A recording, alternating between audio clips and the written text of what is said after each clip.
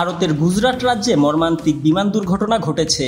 বৃহস্পতিবার 12 জুন দুপুরে আহমেদাবাদের মেঘানীনগর এলাকায় 242 জন যাত্রী নিয়ে বিমানটি ভেঙে পড়ে। প্রত্যক্ষদর্শীরা জানিয়েছেন বিমানটি আহমেদাবাদ বিমানবন্দর থেকে উড্ডয়নের পরপরই নিয়ন্ত্রণ হারায় এবং আবাসিক এলাকার কাছে বিধ্বস্ত হয়। এর পরপরই আগুন ধরে যায় পুরো উড়োজাহাজে। চারপাশে ছড়িয়ে পড়ে ঘন কালো ধোঁয়া।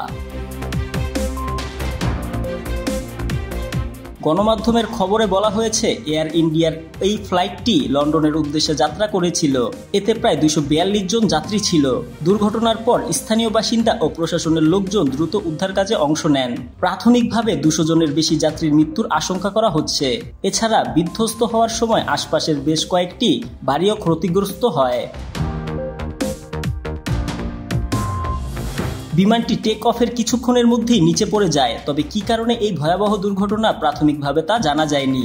গুজরাট পুলিশ জানিয়েছেন, এখন পর্যন্ত হতাহতের সংখ্যা নিশ্চিত করা যায়নি।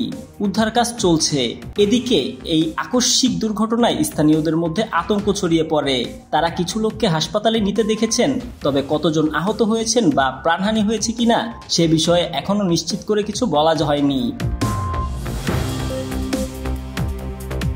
দুর্ঘটনার খবর পেয়ে জরুরি পরিষেবা দল দ্রুত ঘটনাস্থলে পৌঁছায়। 7টি দমকল ইঞ্জিন এবং 1 ডজনেরও বেশি অ্যাম্বুলেন্স ঘটনাস্থলে পাঠানো হয়েছে। পুলিশও এলাকাটি ঘিরে ফেলেছে এবং যান চলাচল বন্ধ করে দিয়েছে।